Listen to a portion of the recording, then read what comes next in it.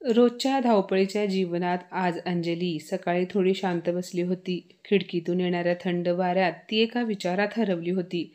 तिच्या डोक्यात गेल्या कित्येक महिन्यांचा हिशोब चालू होता. घराचा, ऑफिसचा, आईची औषधं, स्वयंपाकघर, किराणा आणि हे सगळं सांभाळताना तिच्या स्वतःच्या इच्छा नेहमीच मागे पडल्या. तेवढ्यात प्रसाद ऑफिसला जायला तयार होत होता. अंजलीने थोडेसे हसत त्याला विचारले, "प्रसाद, या महिन्यात आपण कुठेतरी फिरायला जाऊया ना? आईसुद्धा मावशीकडे गेल्या आहेत. मग आपणही जाऊया ना?" प्रसादने दरवाजाकडे जातानाच उत्तर दिले, "फिरायला जायचे? ठीक आहे, जाऊया फिरायला, पण तू पैसे खर्च करत असशील तर जाऊया." अंजलीला कळून चुकले. हे रोजचेच आहे. पण आज तिने ठरवले होते, आपण गप्प बसायचे नाही. ती सरळ म्हणाली, "माझा सगळा पगार तर घर चालवण्यात जातो. तुमच्याकडे तर पगार तसाच शिल्लक असतो ना?" प्रसाद रागाने म्हणाला, "माझ्याकडे पैसे नाहीत. मला वहिनीने पैसे मागितले होते, त्यामुळे मी त्यांना दिले. दादा वहिनी आपलेच आहेत ना?" ते ऐकून अंजलीच्या तळपायाची आग मस्तकात गेली. आज मात्र तिने मनात ठरवले होते, हे नेहमीचेच आहे आणि कुठेतरी थांबायला हवे. ती शांत स्वरात म्हणाली, "दादा वहिनींना गरज असते तेव्हा तुम्ही त्यांच्यासाठी आहात. मग माझ्या गरजा, माझ्या इच्छांचे काय? मी काय परकी आहे का? किती वेळा पाहिलं ते लोक महागड्या हॉटेलमध्ये जातात, फिरायला जातात आणि मी दररोज ऑफिस, घरी आईची सेवा, स्वयंपाकघर सगळं माझ्यावरच. आणि एक तुम्ही आहात.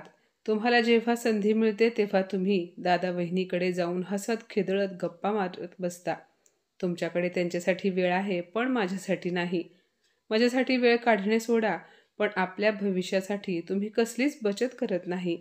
तुम्ही माझा पगार शिल्लक ठेवू देत नाही आणि स्वतःचा पगारसुद्धा जपून वापरत नाही. भविष्यात जर कोणता मोठा खर्च आला तर काय होईल? तुमच्याकडे पाहून तर असे वाटते की तुम्ही माझा नवरा नाही, तर तुम्ही तुमच्या दादा वहिनीचे गुलाम आहात." अंजलीचे बोलणे ऐकल्याबरोबर प्रसाद रागाने म्हणाला, "भविष्यात काय होईल याचा विचार आता करून त्रास करून घेण्याची काय गरज आहे? अगं, संकटाच्या काळात कुटुंबच आणि आपली माणसंच आपल्या कामी येतात आणि माझा दादा वहिनी म्हणजे माझे कुटुंब आहेत. मी त्यांच्यासाठी काहीही करू शकतो. आणि मी माझी कमाई माझ्या दादा वहिनीवर खर्च करेन, नाहीतर अजून काही करेन. तुला काय करायचं आहे? माझ्यासाठी माझे दादा वहिनी तुझ्यापेक्षा मोठे आणि जवळचे आहेत." असे बोलून प्रसाद वरच्या मजल्यावर राहत असणाऱ्या दादा वहिनीकडे गेला. त्याचे असे विक्षिप्त वागणे पाहून अंजलीला आपली फसवणूक झाल्यासारखे वाटायला लागले. ती तिच्या पगारातून मिठापिठापासून ते सुईपर्यंत सर्व काही खरेदी करत होती. त्यामुळे अंजली आता विचार करू लागली की जर दादा आणि वहिनीच यांचे सर्व काही आहेत, तर मग मी यांची कोणीच नाही का? मी माझ्या पैशातून घर चालवते, म्हणूनच प्रसादला स्वतःचा पगार त्या दोघांवर उडवण्याची संधी मिळत आहे. आणि दादासुद्धा आपला पगार वाचवून धाकट्या भावाच्या पगारावर ऐशो आराम करत आहेत. ते फिरायला जातात, महागड्या गाड्या खरेदी करतात आणि मी मी मात्र फक्त माझ्या नवऱ्याची वाट पाहत राहते. आता मात्र तिला राग आला होता. त्यामुळे अंजली विचार करू लागली, मी सुद्धा माझ्या पगारातून माझ्या सर्व आवडीनिवडी पूर्ण करू शकते, पण माझा संपूर्ण पगार तर घर चालवण्यामध्येच संपून जातो. बराच वेळ विचार केल्यानंतर अंजलीने ठरवले की आता ती आपल्या नवऱ्याला अद्दल घडवूनच शांत बसेल. दुसऱ्या दिवशी सकाळीच तिने तिच्या नवऱ्याला सांगितले की हे बघा, तुम्ही तुमचा पगार कुठेही खर्च न करता जपून ठेवायला सुरुवात करा. कारण पुढे जाऊन तेच पैसे आपल्या कामी येतील. आणि जर तुम्ही तसे केले नाही तर मी तुम्हाला सोडून कायमची माहेरी निघून जाईन." तेव्हा प्रसाद रागाने म्हणाला, "सकाळी सकाळी तू पुन्हा सुरू झालीस का? तुला जिथे जायचे आहे तिथे जा. मला सोडून जाण्याची धमकी देऊ नकोस." अंजली म्हणाली, "आतापर्यंत तुम्हाला तुमच्या आयुष्यात लग्नानंतर एक नवरा म्हणून असणाऱ्या जबाबदारीचे महत्त्व कधीच समजले नाही. कदाचित म्हणूनच तुम्ही अशा बालिश गोष्टी बोलत आहात. आपल्या कुटुंबासोबत एकत्र राहून त्यांच्यासोबत आनंदाचे क्षण साजरे करणे ही खूप चांगली गोष्ट आहे. परंतु याचा अर्थ असा नाही की तुम्ही माझ्याकडे, आपल्या संसाराकडे दुर्लक्ष करावे. जर तुम्हाला तुमच्या दादा बहिणीसोबत राहायचे असेल तर तुम्ही खुशाल राहा. मी जाते हे घर सोडून. पण हो, जर कधी तुम्हाला तुमच्या चुकीची जाणीव झाली तर मला फोन करा. मी पुन्हा नक्की परत येईन. तुमच्यासारखी परकी भाषा कधीच वापरणार नाही. जर आता तुम्हाला माझी गरजच नाही तर तुम्ही काही दिवस तुमचे आयुष्य माझ्याशिवाय जगून बघा, मग तुम्हाला माझे महत्त्व समजेल. अंजलीचे बोलणे ऐकल्यावर प्रसादला प्रचंड राग आला. तो रागातच अंजलीला म्हणाला, तू भलेही याला सन्मानाचा प्रश्न बनवत असशील, पण मी तर याला माझ्या सन्मानाला झालेली जखम समजेन. त्यामुळे मी कधीच तुला फोन करून पुन्हा घरी बोलावणार नाही. आणि मी सुद्धा माझ्या बाजूने एक गोष्ट आत्ताच स्पष्ट करतो की मी तुला कधीच घ्यायला येणार नाही किंवा तुला कधीच परत बोलावणार नाही. तुला यायचे असेल तर तुझ्या मर्जीने ये, नाही तर राहा तिथेच. मी आता तुला थांबवणार नाही. यायचे की नाही हा सर्वस्वी तुझा प्रश्न असेल. अंजलीने रात्रीच आपली बॅग पॅक करून ठेवली होती, त्यामुळे ती सकाळी लगेचच तिच्या माहेरी निघून गेली. आता अंजली सासरी नव्हती, त्यामुळे तिचा पगार आता प्रसादला मिळणार नव्हता. तसेच त्याला घर खर्च आणि आपल्या आईचा हॉस्पिटल आणि औषधांचा खर्च उचलावा लागणार होता. काही दिवसानंतर जेव्हा प्रसादची आई उषाताई आपल्या बहिणीकडून घरी परत आल्या आणि त्यांना सर्व काही समजले, तेव्हा त्यांनी स्वतःच्या डोक्यावर हात मारून घेतला आणि प्रसादला म्हणाल्या, प्रसाद बाळा, दादा बहिणीमुळे कोणी स्वतःचा संसार थोडीच उद्ध्वस्त करतो. अरे, दादा बहिणीबरोबर प्रेमाचे आपुलकीचे नाते ठेवणे ही खूप चांगली गोष्ट आहे, परंतु त्यांच्यासाठी आपल्या बायकोबरोबर भांडायचे असते का? यावर प्रसाद आपल्या आईला म्हणाला, आई, तिला तिच्या पगाराचा खूप माज चढला होता. जाऊ दे तिला काही दिवस तिच्या माहेरी, तेव्हाच तिला अक्कल येईल. नातेवाईक शेजारी जेव्हा तिला नावं ठेवतील, टोमणे मारतील, तेव्हा ती स्वतःच परत येईल. उषाताईंनी प्रसादला खूप समजावले, पण तो त्यांचे काही ऐकण्यास तयार नव्हता. त्यामुळे उषाताई रागाने पुन्हा गावी निघून गेल्या. आता घरात बायकोही नव्हती आणि आईही. त्याला घर अगदी रिकामे रिकामे भासत होते. प्रसाद आपल्या दादा बहिणीच्या घरी वरच्या मजल्यावर जाऊन जेवत होता. पण जेव्हा उषाताई घरी आल्या तेव्हा त्याच्या पुढे आईच्या जेवणाचा प्रश्न होता. कारण तिच्यासाठी डॉक्टरांनी शिफारस केलेले पथ्याचे जेवण अंजली बनवायची. त्यामुळे प्रसादने वहिनीला विचारले की, वहिनी, तू आईसाठी स्वयंपाक बनवशील का? किराणा सामानाचा खर्च मी देईन. तर त्याची वहिनी म्हणाली, प्रसाद भाऊजी, गोष्ट पैशांची किंवा किराणा सामानाची नाही, पण मला आधीच खूप कामे असतात, त्यामुळे मी आईंसाठी त्यांच्या पथ्याचे जेवण वेगळे असे बनवू शकत नाही. प्रसाद आता विचारत पडला की वहिनी तर घरीच असतात, तरीसुद्धा त्या आईसाठी स्वयंपाक बनवण्यास नकार देत आहेत. आणि अंजली ऑफिसला जात होती तरीसुद्धा ती आईच्या खाण्यापिण्याची योग्य ती काळजी घेत होती.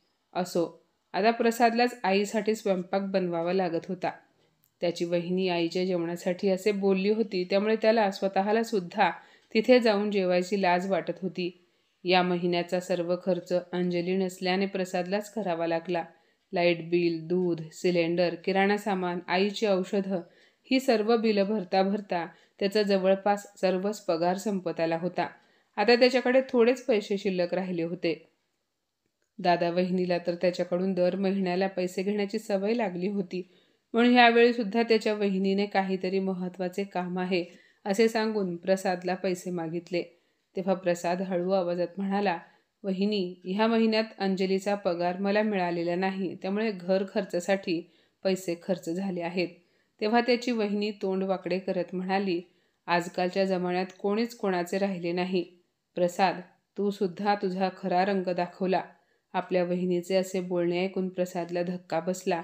त्याने फक्त ह्या वेळेस वहिनीला पैसे दिले नव्हते, पण त्या बदल्यात त्यांनी इतक्या वेळा केलेली मदत मातीमोल केली होती.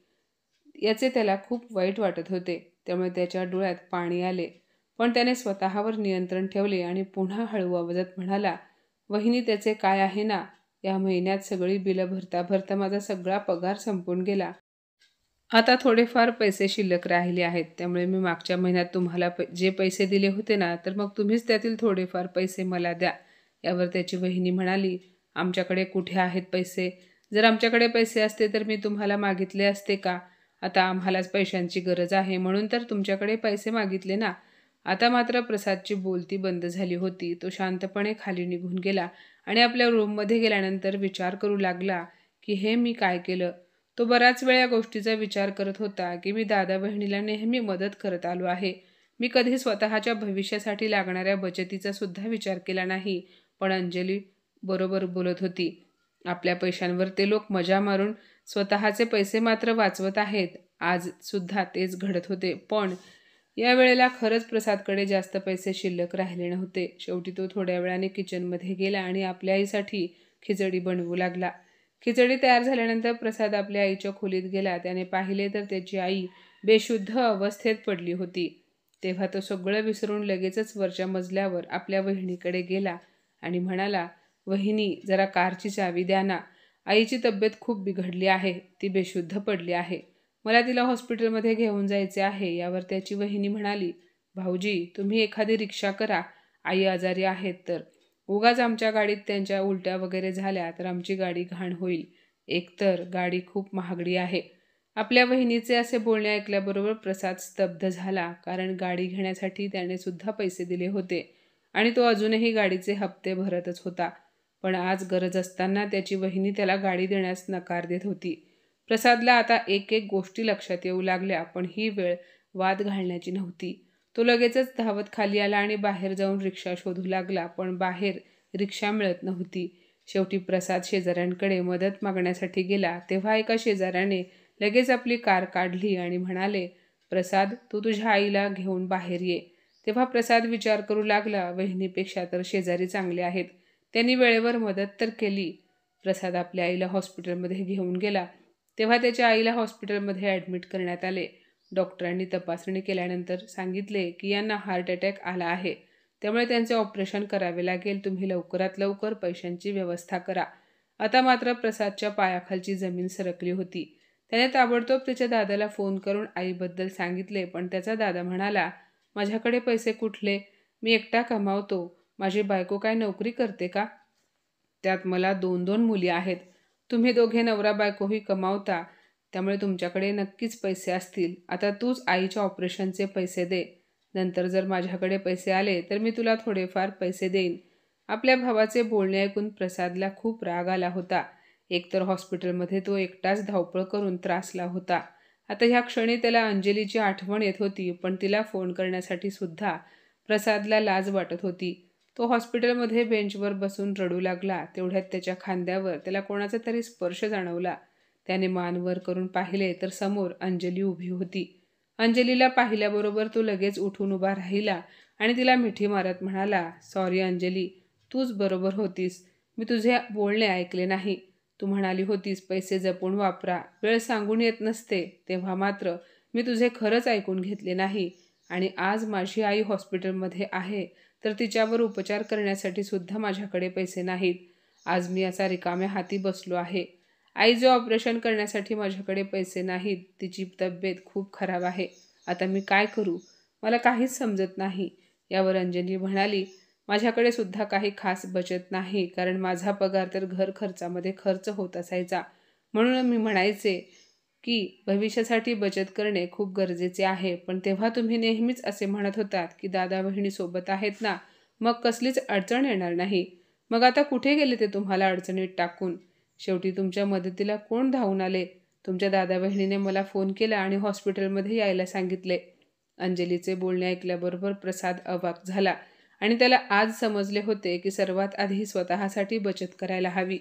दादा बहिणीची मदत करणे कोणते चुकीचे काम नव्हते, पण ते लोक आपले पैसे ठेवून त्यांच्या पैशावर मजा करत होते आणि आता जेव्हा त्याला गरज पडली तेव्हा मात्र त्याची मदत करण्याऐवजी त्याला त्यांनी दूर लोटले.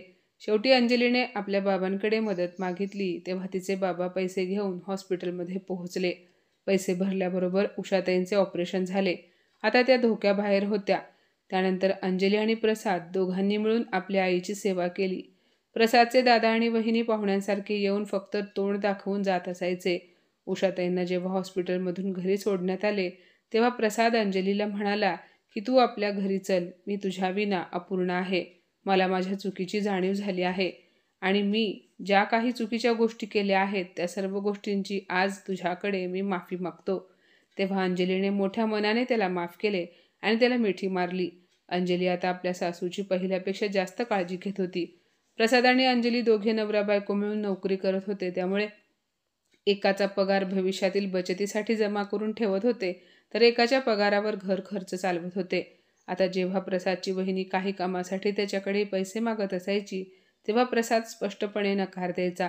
त्यामुळे हळूहळू त्याच्या दादा वहिनीने त्याच्याकडे पैसे मागणे बंद केले.